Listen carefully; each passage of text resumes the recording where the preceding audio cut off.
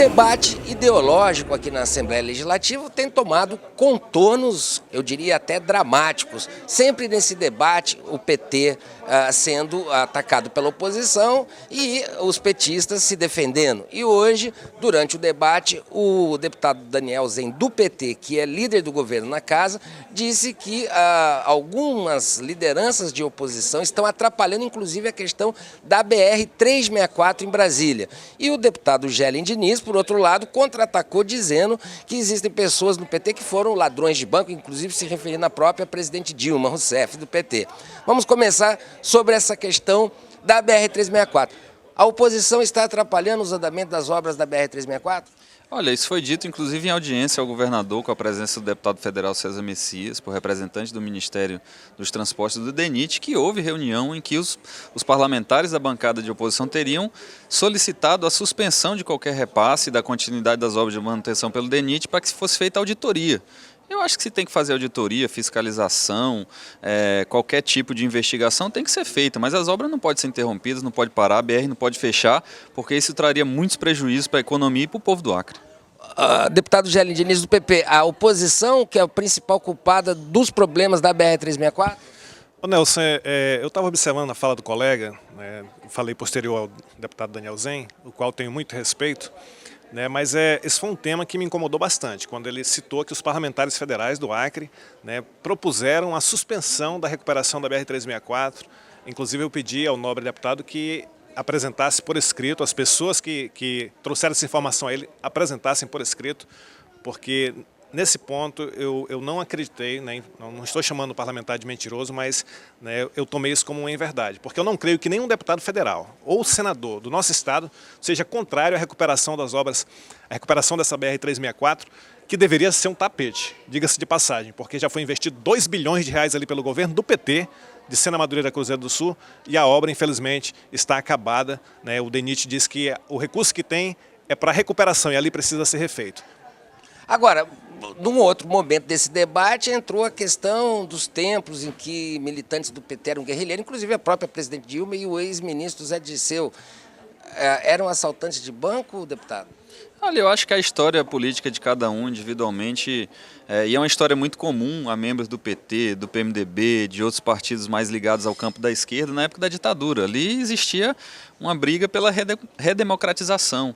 E uns pegaram em armas, outros foram guerrilheiros, outros fizeram a guerrilha urbana, a guerrilha rural, enfim, eu acho que isso é uma biografia que edifica, inclusive, as pessoas que participaram dessa luta, que era uma luta comum à época, todos os partidos unidos pela democratização. Agora, o senhor falou que a presidente Dilma foi assaltante de banco, mas não era uma questão de uma guerra ideológica que acontecia no país, ou seja, a guerrilha urbana? Olha, como bem disse o deputado, Nelson, isso aí faz parte da biografia da presidente. E sempre que um parlamentar, seja ele estadual, federal, em qualquer estado do país, até mesmo um vereador, lá no mais longínquo município, que citar esse fato histórico, isso aí não é motivo para a base governista atacar o parlamentar que o está fazendo. Porque isso aí está nos anais da história. A atual presidente participou realmente de assaltos a bancos, isso aí é comprovado, participou inclusive de atentado terrorista. Então, não creio que seja motivo para o parlamentar que traz isso à tona ser alvo de críticas por parte do governo. E também citei o ex-presidente Luiz Inácio Lula da Silva, que responde a 2 investigações neste momento. Uma no Distrito Federal, do Ministério Público Federal, por tráfico de influência internacional em favor da empresa Odebrecht, e outra lá no Paraná, onde o COAF, que é um órgão de inteligência do Ministério da Fazenda, pediu que fosse investigado pelo MPF e pela Polícia Federal, em razão de ter encontrado uma movimentação financeira incomum. Ou seja, a empresa do mesmo, a Lius, faturou 27 milhões de reais com palestras. O senhor ex-presidente da República faturou esse recurso, sendo que 10 milhões de reais vieram das empresas envolvidas na Operação Lava Jato. Só para terminar, então, corrupção. Os petistas acusam as pessoas do PP de terem envolvimento com corrupção, conforme essas investigações que estão envolvendo vários partidos. Qual a opinião do senhor sobre isso, deputado? Olha, eu acho que tem que haver a coerência do discurso. Aqui, geralmente, o governo do PT, a presidente Dilma, o ex-presidente Lula, o governador Tião Viana são muito atacados e, inclusive, acusados de envolvimento na Operação Lava Jato, nesse ou naquele outro escândalo. O que eu sempre digo é que a gente tem que investigar, apurar, processar, julgar, e aqueles que forem condenados têm que pagar pelos seus crimes, mas isso as pessoas, os indivíduos, as pessoas físicas. Não se pode criminalizar um partido inteiro ou instituição inteira pelo ato de quem quer que seja.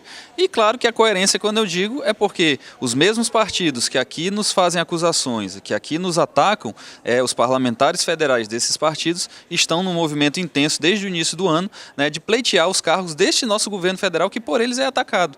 Então, quando eu disse isso uma vez na tribuna, fui desmentido, inclusive pelo senador da República, que desceu lá do Planalto, trafegou aqui na planície para dizer que eu era mentiroso. E a verdade veio à tona, porque as nomeações da Sudan, a nomeação do Ministério da Pesca, estão relacionadas com pessoas ligadas ao PP e também agora pleiteiam o INCRA, também a Eletrobras e outros cargos de governo federal. Se nos criticam tanto e acham que esse governo é tão errado, por que querem participar dele? Fica a pergunta, então, para o senhor, deputado. Ô Nelson, eu faço parte daquele percentual que gostaria que o PP, o meu partido, o Partido Progressista, estivesse inteiramente na oposição. Eu sou da oposição, faço oposição ao governo do PT aqui no estado do Acre, e creio que se conseguiram nomeações para órgãos do governo federal, a base lá de Brasília, porque lá o PP... Só um minutinho, deputado, só para esclarecer os telespectadores, ele se refere evidentemente ao senador Gladys Cameli. Ele citou também parlamentares de outros partidos, mas se esses parlamentares lá fazem parte da base do governo federal, eu não vejo nada demais, em os mesmos serem beneficiados com nomeações para cargos onde a escolha é o critério político. Mas o deputado Gerlin Diniz é oposição, não indiquei nome de ninguém para nenhum cargo, e vou continuar no meu trabalho de oposição ao governo do estado do Acre, ao Partido dos Trabalhadores, e em Brasília, infelizmente, esse humilde deputado não tem influência.